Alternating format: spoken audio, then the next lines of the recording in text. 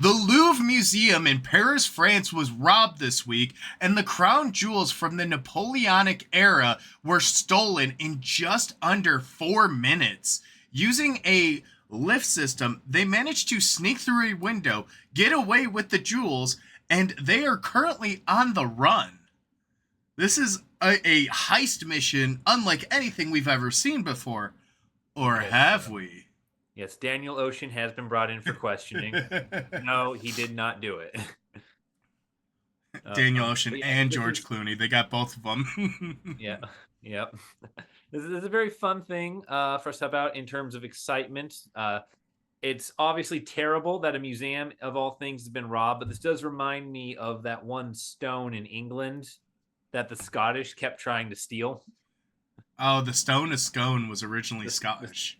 Yeah, the Stone of Scone. Yeah, yeah, and it's just in England. The Scottish kept trying to steal it. This feels kind of like that because, like the Stone of Scone, these are emblems of bygone authority, shall we say? This is the Napoleonic crown jewels. These are the Napoleonic emperors.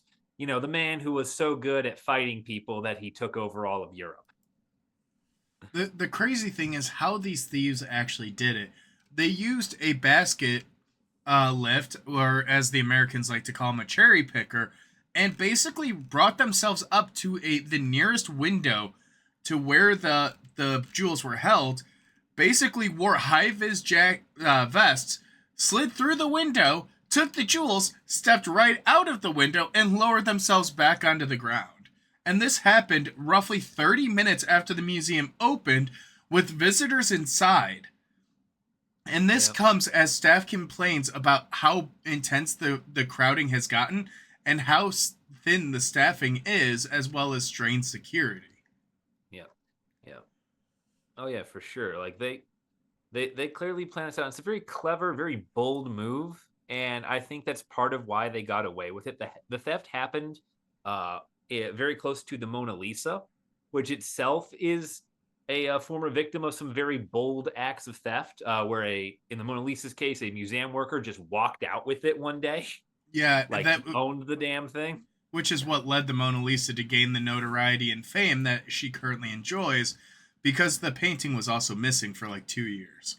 But Yeah, this yeah, was slightly different, where these thieves stole the crown, the imperial crown of Napoleon III's wife, Empress Eugenie, which contains more than 1,300 diamonds and was found outside of the museum shortly after the robbery. But it is just the only object that they found, and the yeah. fact that they did it while the museum was crowded is insane to me. Never underestimate the power of a polo and a clipboard. All right, if people assume you're supposed to be there, you can get away with a lot. And honestly, I am very I'm very upset with the thieves right now. For probably the wrong reason, and that is the reason. And the reason is the reason why Empress Eugenie's crown was recovered. The idiots fucking dropped it and broke a 200-year-old imperial tiara. At at least That that pisses can me be off. repaired. The other stuff, the police have been speculating that if not recovered within 7 days of the robbery, which this occurred almost 4 days ago now, um, that they would actually end up melting down the jewels and scrapping them and cutting the gems so they could be resold, which is very likely to happen. But they managed to get away with they basically snuck in right up to the Oh facade using the basket machine, yeah, cut the and window, cut the panes. I will get more mad at them the more things that are not recovered intact. Like this is how my level of anger works. But yeah, no, they definitely were very clever getting in there with the what was it the basket, right? Yeah, and then not only did they get out of the window that they had broken into, but then they managed to escape on scooters and managed to get through the majority of Paris's traffic uninterrupted. Yeah. Personally, I think the cherry picker is going to be the mistake in the plan because I'm fairly certain, and I'm hoping it's true in France as well, that you don't just have those lying around.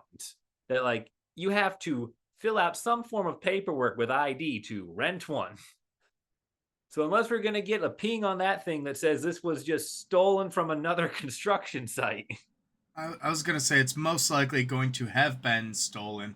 And of the stolen items were eight objects: a sapphire diadem, a necklace and single earring from a matching set linked to 19th century French queens Marie Amélie and Hortense, an emerald necklace and earrings from the matching set of Empress Marie Louise, Napoleon Bonaparte's second wife, a reliquary brooch, Empress Eugenie's diadem, and her large corsage bow brooch, a prized 19th century imperial ensemble. Mhm. So it's just crazy. And it's interesting too because security had recently been updated as a part of the museum's overhaul plan, which included new generation cameras, perimeter detection, and a new security control room. But these came far too late as a result of the theft. Yeah, and a lot of the modernization plan that's currently going on is set to be completed by 2031. And so, you know, not everything's in place that should be, not everything's in place that needs to be. And unfortunately, France is undergoing a bit of a political firestorm as a result of this, where the objective appears to be politicians blaming each other for why the Louvre is overcrowded and understaffed, and not anyone actually going, guys, crap's been stolen. Give the police resources. Well, and what makes this even more incredible is the fact that the robbery took place in broad daylight. This really doesn't happen, and this comes 6 years after Dresden's Green Vault Museum was robbed in 2019, and just highlights a lot of the staffing issues that the museum has undertaken, where it really is putting a strain. And this also highlights another issue that has been a huge controversy around the museum is the fact that certain artworks are put behind even more security measures, of which they mention is the Mona Lisa, which is behind bulletproof glass in a climate controlled case. But this just highlights that not everything is as secure as you might hope. Yeah, yeah. And the weak point of the security appears to have been the exterior windows, Yeah. as those did not really have anything that caused an alarm to go off when they were broken via an angle grinder. Although, given the fact that the thieves had high res vests, a cherry picker, an angle grinder, and were willing to use all those things in the middle of the goddamn day, I feel like I feel like at least one of these thieves is a construction worker, and at least one, if not all, of that equipment came from their own construction site that they were working on. Like, I feel like this is going to tie back, and that's what we have to hope for as far as like solving this goes. You're way too optimistic. I think they just hijacked a cherry picker and they it's this is a professional heist, quite frankly. And this isn't done by amateurs, and this really just goes to show where a lot of these issues stand. And the Louvre has a massive collection of some of the world's best pieces of history, including the Mona Lisa, the armless serenity of the Venus de Milo, the winged victory of Samothrace, the windlash on this Daru staircase, Hammurabi's carved laws, Delacroix's Liberty Leading the People, the Raft of Medusa, and objects from Mesopotamia, Egypt, and the rest of the classical world that draws 30,000 people in every day. Yeah. But they're searching, and what's difficult is these crews will break down and recut the large recognizable stone to evade detection, which effectively will erase any provenance that they had, any connection. Yeah. It will be interesting to find out more as time goes on. I mean, the French authorities are going to throw everything plus the book Yeah. at this case just to try and crack it. It just blows my mind in the modern day with CCTV footage and everything that a robbery of this profile can still occur. Yeah. Yeah. It's not like you have to worry about the security cameras getting in the way of, say, the facade or any of the historic parts of this building, because the Louvre is a former palace. It is a historic building in of itself that has been turned into this museum. You know, the cameras don't have to be glaringly big. They just have to be able to see things. Hmm. Well, and see things they may have.